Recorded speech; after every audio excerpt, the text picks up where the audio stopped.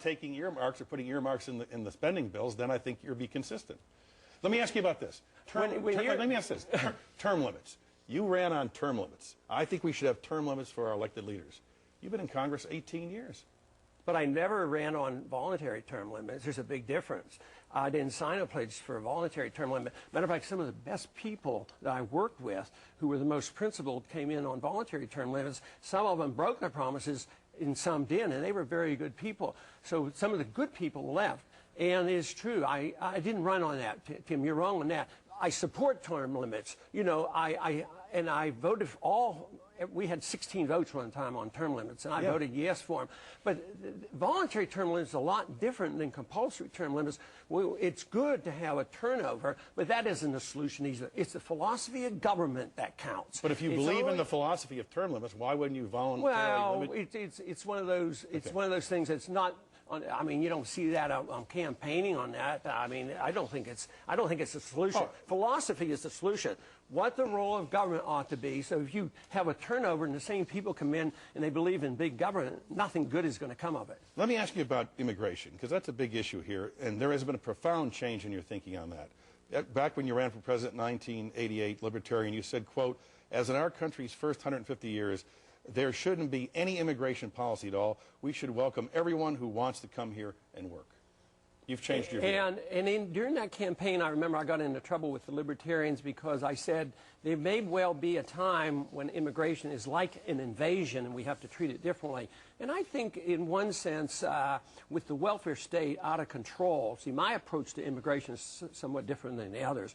Mine is you deal with it economically. We're in worse shape now because we subsidize immigration. We give food stamps, Social Security, free medical care, free education, and amnesty. So you subsidize and you have a mess. Our hospitals are being closed. Conditions have changed. And I think that we should have, and 9/11 has occurred. Why shouldn't we be looking at people coming in? So there's, this means that we should look at immigration differently. It's an economic issue more than anything. If our economy was in good health, believe me, I don't think it would be an immigration problem. We'd be looking for workers and we would be very generous. You say you're a strict constructionist of the Constitution, and yet you want to amend the Constitution to say that children born here should not automatically be U.S. citizens. Well, amending the Constitution is constitutional. What's a contradiction there? So have the Constitution as written, you want to amend?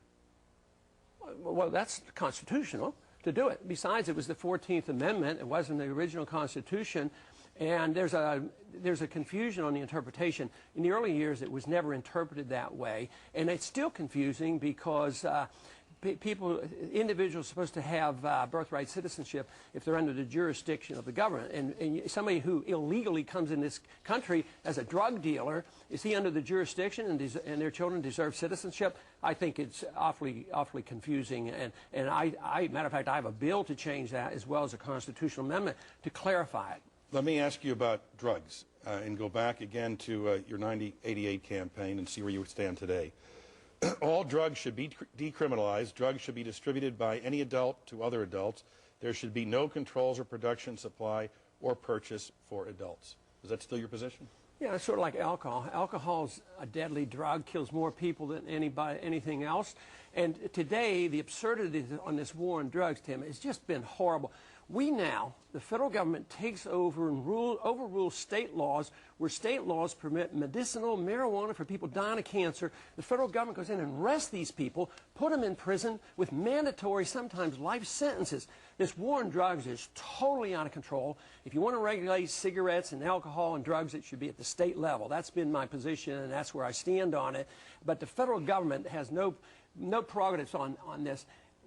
When they wanted to outlaw alcohol, they had enough respect for the Constitution to amend the Constitution. Today, we have all these laws and abuse, and they don't even care about the Constitution. I'm defending the Constitution on this issue. I think drugs are horrible. I teach my kids not to use them, my grandchildren, in my medical practice. Prescription drugs are greater danger than hard drugs. But you would decriminalize? I would, at the federal level. I don't have control of the states, and that's what the Constitution says. Let me ask you about race, because I read a speech you gave in 2004, the 40th anniversary of the Civil Rights Act, And you said this: contrary to the claims of the supporters of the Civil Rights Act of '64, the act did not improve race relations or enhance freedom. Instead, the forced integration dictated by the Civil Rights Act of '64 increased racial tensions while diminishing individual liberty. That act gave equal rights to African Americans to vote, to live, to go to lunch counters. And you seem to be criticizing it. Well, we should do this at a federal level. It's a federal lunch counter be okay for the military. Just think of how the government, caused all the segregation in the military until after World War II. But when it comes, Tim, you're not compelled in your house to invade strangers that you don't like. So it's a property rights issue. And this idea that all private property is under the domain of the federal government, I think, is wrong. So I think even Barry Goldwater opposed that bill on the same property rights position, and now this thing is totally out of control. If you happen to like to smoke a cigar, the federal government's going to come down and say you're not allowed to do this. But you would vote if you would vote against the Civil Rights Act if it was today. If it were written the same way, where the federal government's taken over property, it has nothing to do with race relations. It just happens, Tim, that I get more support from black people today than any other Republican candidate, according to some statistics. And I have a great appeal to people who care about personal liberties and to those individuals who would like to get us out of war. So it has nothing to do with racism. It has to do with the Constitution and private property rights. I was intrigued by your comments about Abe Lincoln. According to Paul, Abe Lincoln should never have gone to war. There were better ways of getting rid of slavery. Absolutely. 600,000 Americans died in a senseless civil war. No, he shouldn't have gone to war. He did this just to enhance and get rid of the original intent of the Republic. I mean, it was iron fist. We still have slavery. Oh, come on, Tim. Slavery was phased out in every other country of the world, and the way I'm advising that it should have been done is do like the British Empire did. You buy the slaves and release them. How much would that cost compared to killing 600,000 Americans and where it lingered for 100 years? I mean, the hatred and all that existed. So every other major country in the world got rid of slavery without a civil war. I mean, that doesn't sound too radical to me. That sounds like a pretty reasonable approach.